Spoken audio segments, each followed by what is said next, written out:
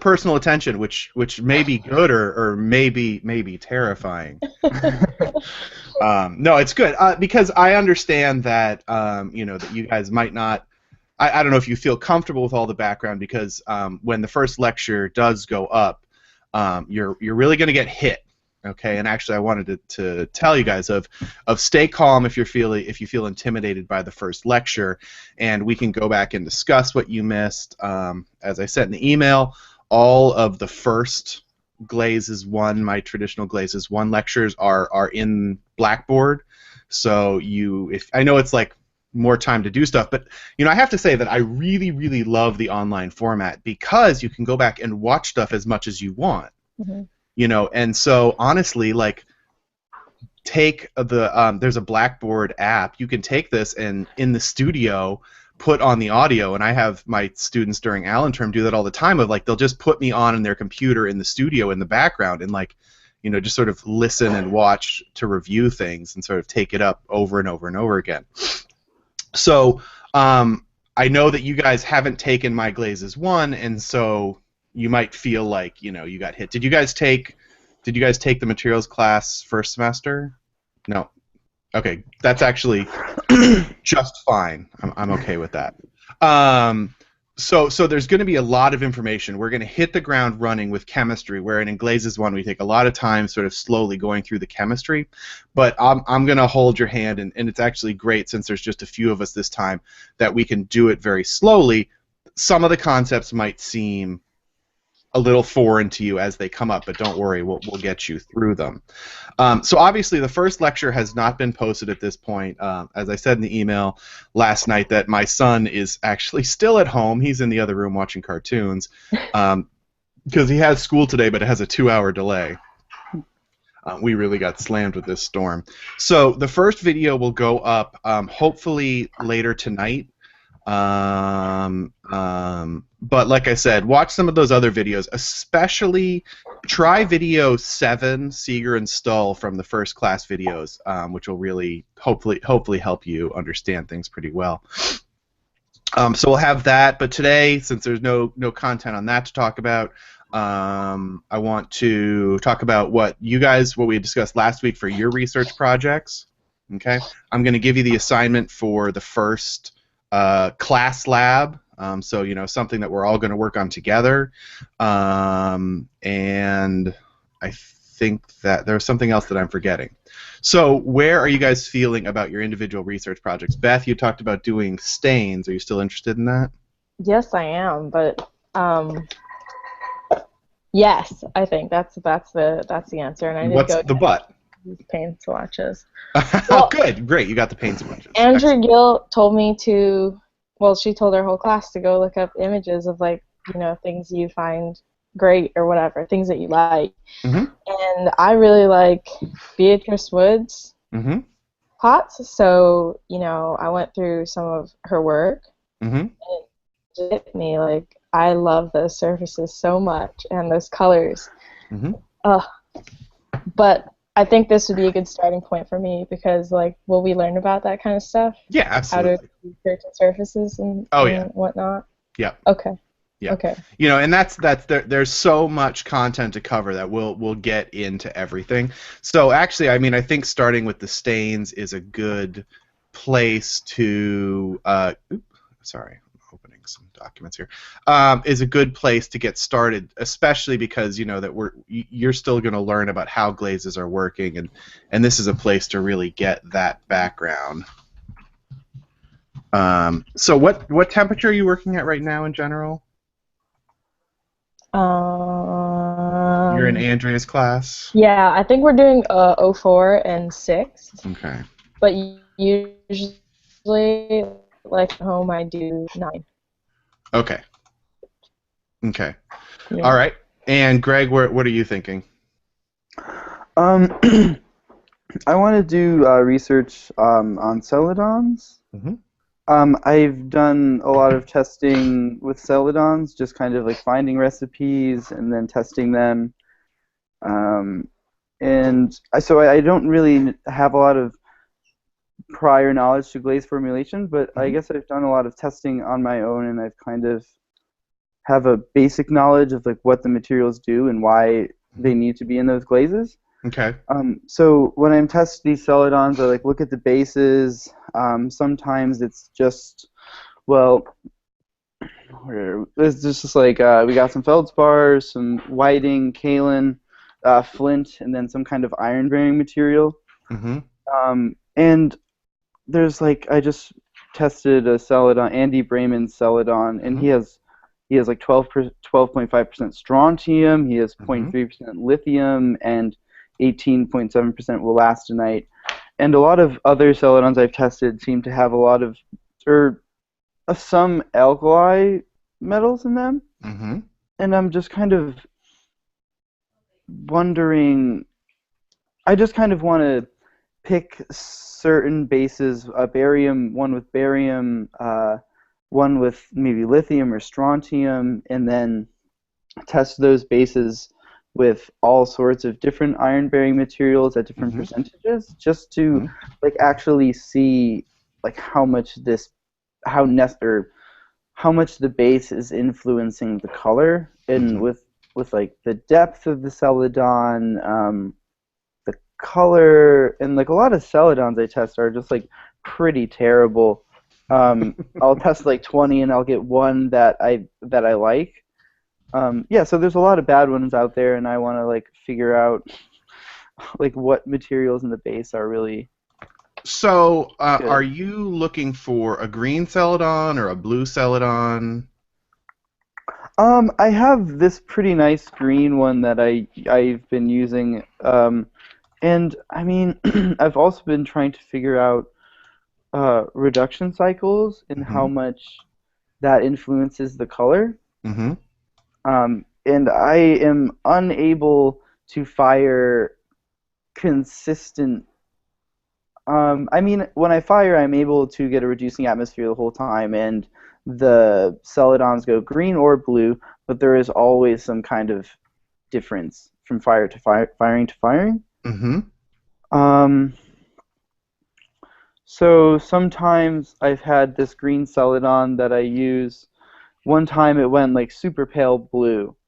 And then sometimes it's like a dark greenish blue-gray. So I don't know, greens and blues, and then I also kind of like when the Celadon is kind of, you don't know if it's green or blue. Right. So I guess any kind of Celadon. I'm not really interested in like amber Celadons or stuff like that. Those aren't real Celadons anyway. That's marketing. That's a sales job. Yeah.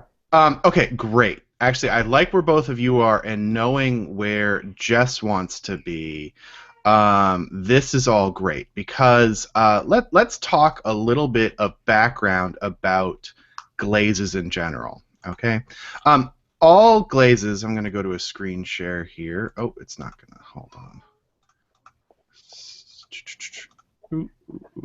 on. All glazes. Let's see. Sorry, I'm going to change my resolution, change it back, and then there we go. There's the screen share. Okay. So all glazes have 4 basic components. Okay. And so this is the UMF calculator that I've given you guys, and you're going to see this a lot this semester. Okay. And we'll get into what this is and how it works and all of that. And it's going to be a little intimidating for a while, and that's okay. I just sort of need you to go with it, and you'll really learn what the subtlety of it is. So, what is this doing? Sorry, my computer's acting weird. Okay, so I want to open you. Actually, I'm gonna stop sharing this. I'm gonna freak you all out for a minute. I'm gonna do this into space, and then we'll do this. I know, it's weird. Why are you not showing me? Hold on one second. What are you doing? Oh, I see. You're hiding down here. Okay. Everybody see the calculator? Okay. So all of our glazes have 4 basic components when we're talking about cone 10. Okay. They have got a feldspar, and that may be a potassium feldspar, and those go under the brand name of Custer or G200. Okay, they may be a sodium feldspar. We only have one of those. It goes by the name of Minspar. There have been some other ones that we had that no longer exist. We get Minspar, and then we get Nephsi, which is basically a sodium feldspar, but it's a slightly different molecular structure, so it's actually called a feldspathoid. Okay, so each glaze has these 4 components, and they each bring in something different. The feldspar, and let's actually just go to Custer instead of Nephsi for the moment. The feldspar brings in an alkali metal flux. Okay, and the alkali metal flux is the flux that's doing all the heavy lifting to bring down the melting temperature of our glazes. Okay, silica in and of itself is what makes up the glaze. Okay, and it doesn't matter what that glaze is. Like cone 10, cone 04, they're all primarily silica. And silica is what literally makes up the glass. We call it the glass former.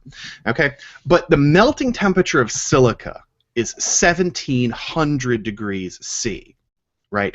And cone 10 is 1300. And the problem is that 1700 is way, way, way too hot. So we need to bring down the melting temperature. And we do this by adding in our fluxes. And again, some of this is going to sound rudimentary, but we're just going to start from the beginning. Okay, and what actually happens is that the feldspar brings in one type of flux. But in our glazes, we actually use 2 types of fluxes.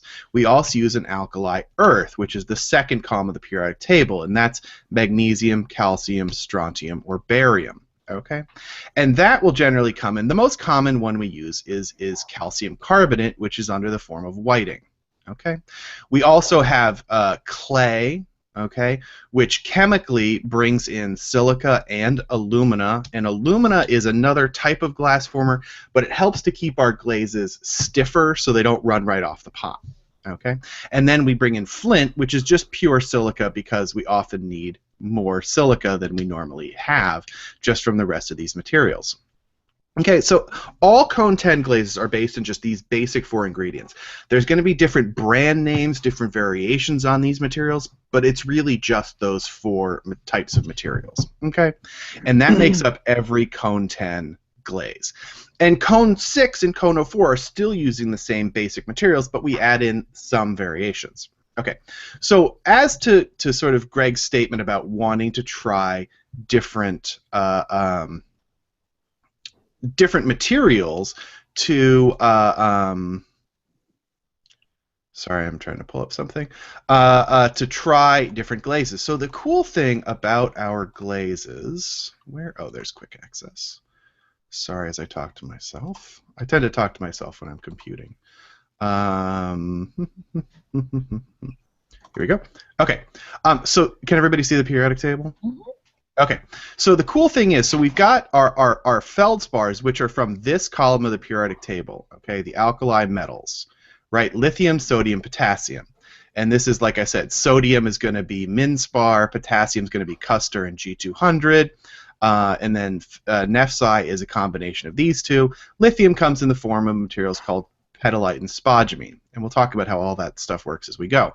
The cool thing is, right, is that magnesium, calcium, strontium, and barium, these are that second column. So we're balancing these 2 different types of fluxes.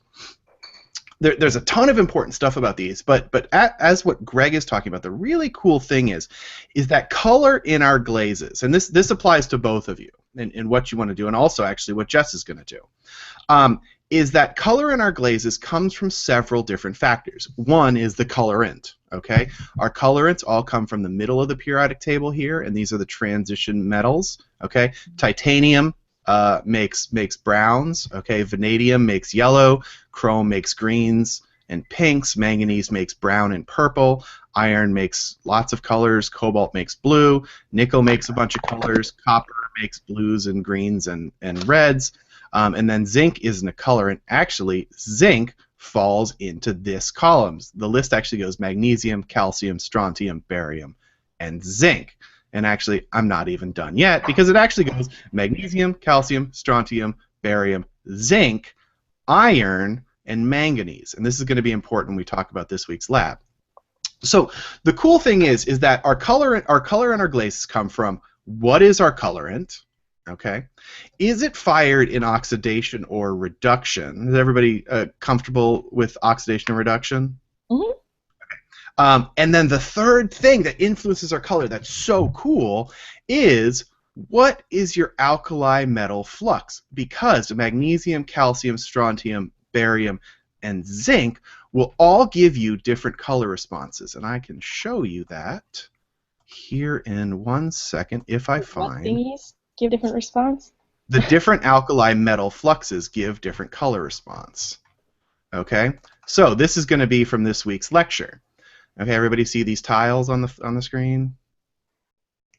No. No. Yeah, that's why I keep asking. It's annoying, but sometimes Google Hangouts stops tracking my screen, so I have to go. Okay, can you see the tiles now? Yes. Okay, so we've got 10 tiles on the screen. Everything about these tiles is exactly the same. They have exactly the same amount of silica and alumina. Okay, and we'll talk about how all that works. They've got the same amount and source of alkali metal. Okay, so they're all fluxed with, I think they're fluxed with sodium. I'll have to go back and check, but it could be sodium or potassium. It actually doesn't matter.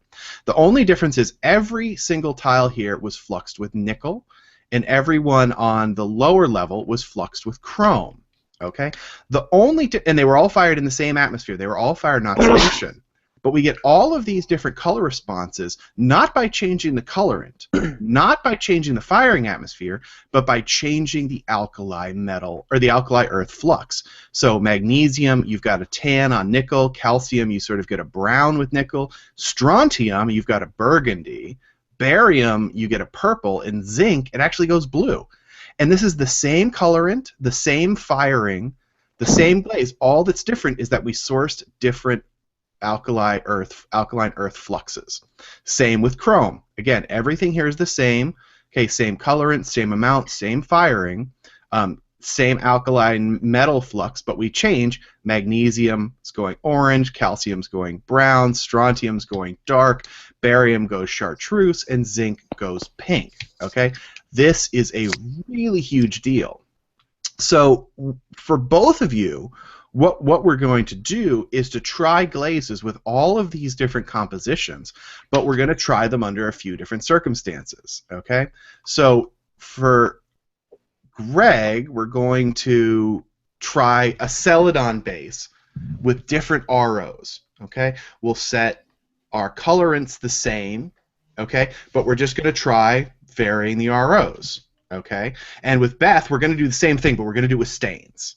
Okay, and this is going to be so cool because we're going to see how those simple variations, okay, are going to affect it. And I already know that Jessie's doing the same thing, but she's going to do it at cone 6.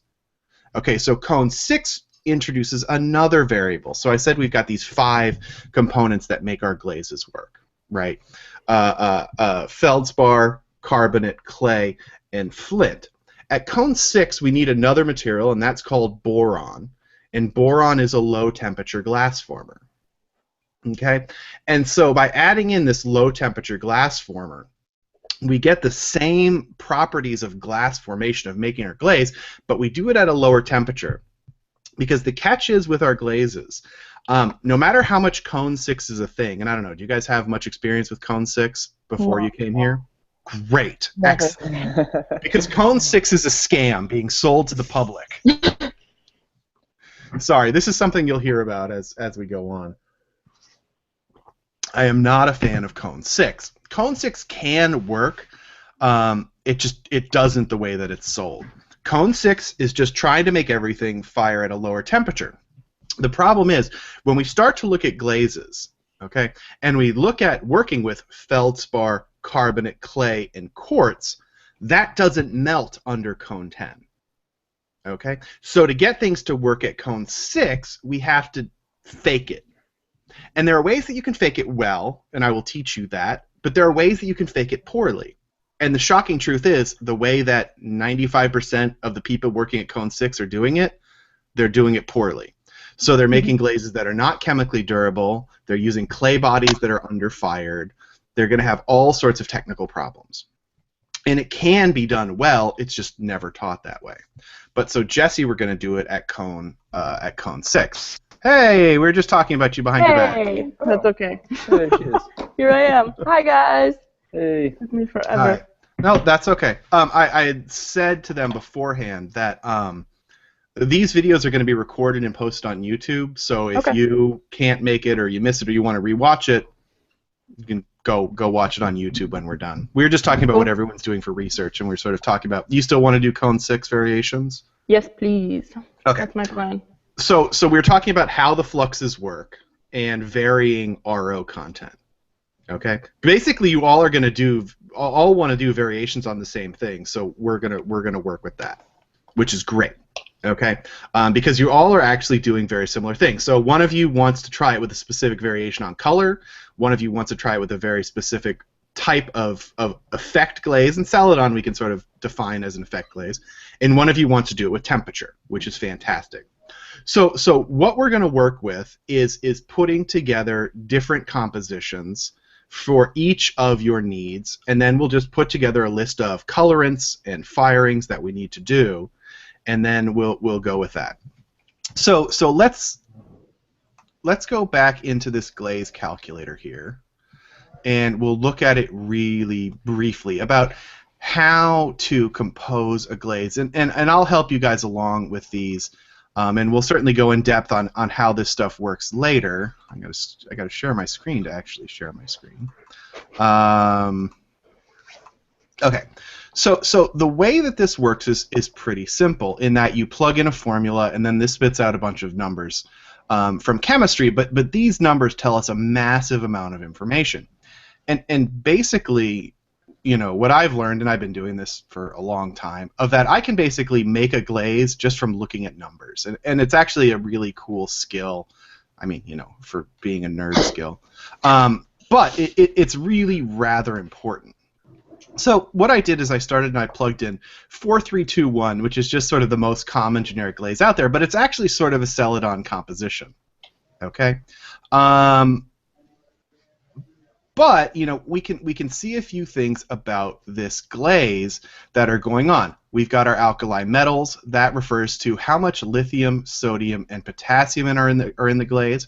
We've got our alkali earths, and that's telling us how much magnesium, calcium, strontium, barium, and like I said, zinc, iron. We've got 2 different forms of iron. We've got manganese here, and we've also got lead. Actually, I didn't even finish the list. That all of these materials function as an alkali earth flux. Okay, and we've got a balance between those 2 of them because we need a specific proportion of both.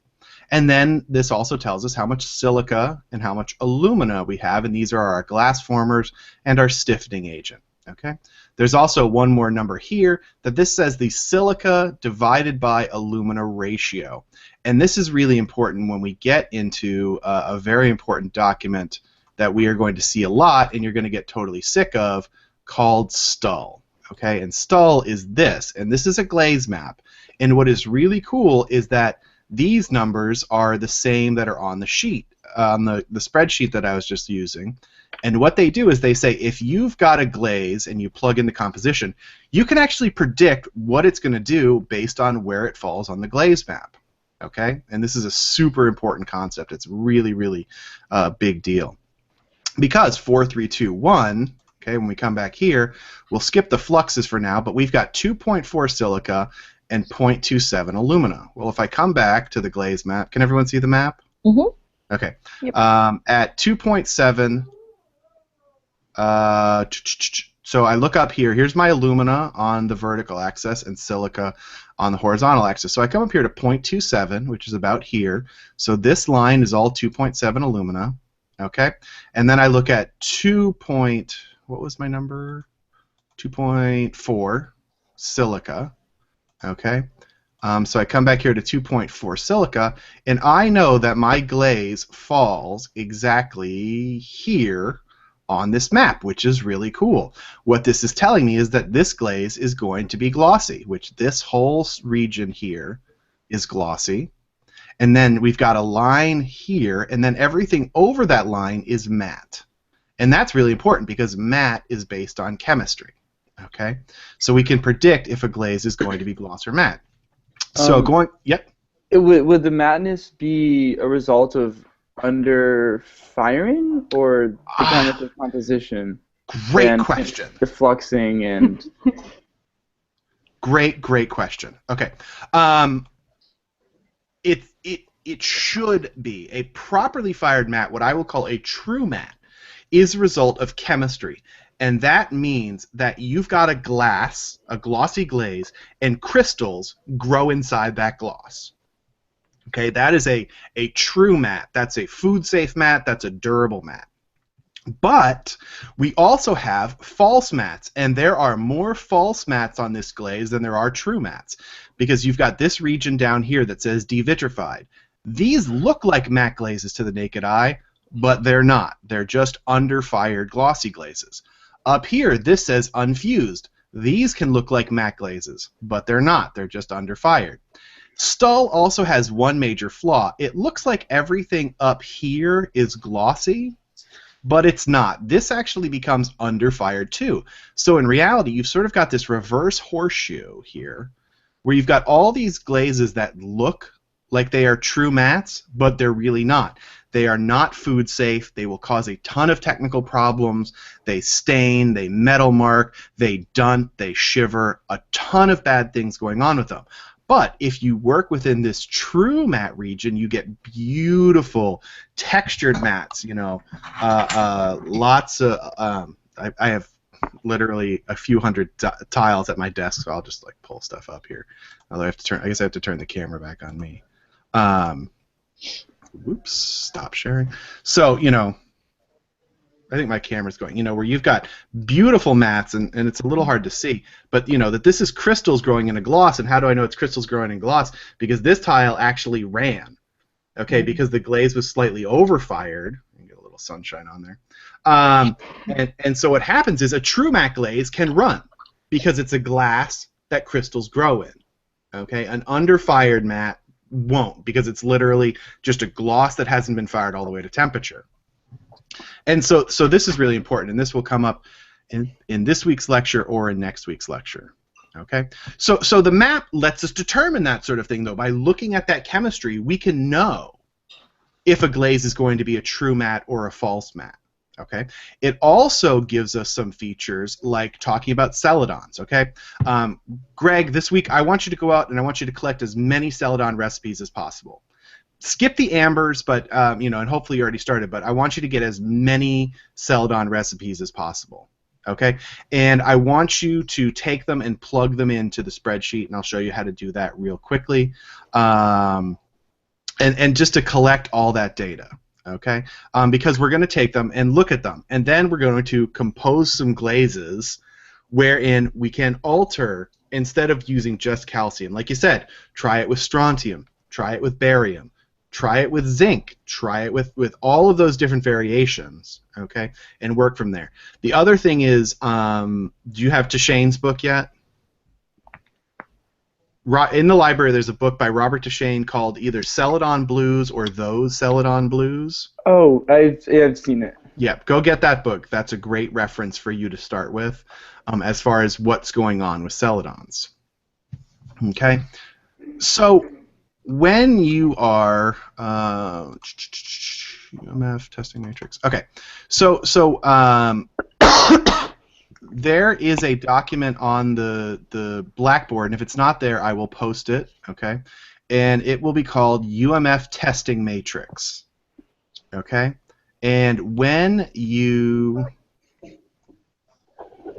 let me screen share again. When you get it, okay, you're going to get this, okay, which is the same calculator here, but there's going to be 10 tabs down at the bottom, okay? And this is meant to collect all the different glaze formulas that you have. So adding a formula onto the spreadsheet, super simple, okay? Come into this box up here and just type your name. Name. Okay, name of the glaze, and then how the spreadsheet works is pretty simple. You'll see that there are these two blue boxes here, and it says Select Material, click down on cell to expose drop-down menu. So, if you click on a cell, and this is all in Microsoft Excel, I should say. Click on a... Say again? Excel? I should get Microsoft Excel. Yes, if you have Office, it's there to you. It's also available for free as an iPad and an iPhone app. And I am told that this works on Google Docs. There's a downloadable version of Google Docs that you can that's free. I don't know whether it works on Numbers, which is Mac Spreadsheet, or what's the other one, or OpenOffice or LibreOffice. I don't know if it works on those yet. I don't think it works on Numbers because No. I have that, and I don't think it works. I do too, and I sort of abandoned it because it wasn't really right. I wanted, but I don't know if they've updated it. Yeah, true. So if you click on a box, you'll see this little sub box with an arrow pops up, and if you click on that, if I blow this up a little bit, okay, when you click on that, a list of materials pops up. Okay, and the list is not alphabetical. It's really based on how much I use a material. So you might have to search a little bit, but you'll get used to where stuff is. So when you find a formula, scroll down, say it's got G200, you just select G200, and then the next box says insert amount. Say it's got 50%, plug in 50. There you go. Okay, put in all the ingredients, right, and then you're good to go. The one thing to note on this calculator is down here it says colorants. Okay, and if you click on the colorants, you can put in chrome, cobalt, blah, blah, blah, blah, blah. Okay, the thing is, if the formula you find has iron or manganese in it, that's going to be on these upper boxes, and this applies to everybody, okay?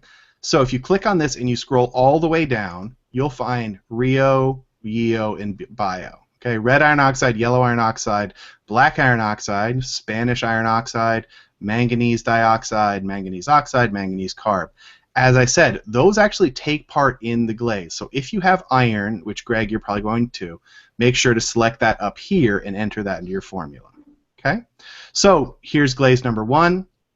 Fill this in, save it, don't touch it. Come to glaze number 2, put in the next glaze, and just collect your glazes all this way. If you fill it up with 10, just save this under another file name on your computer, and just collect as many formulas as you can. You can never have enough formulas because, as you said, you can start to look and analyze, and we can do that next week of looking at your spreadsheet and saying, oh, this one's got strontium, but that one's got magnesium, and we're going to look at it side by side.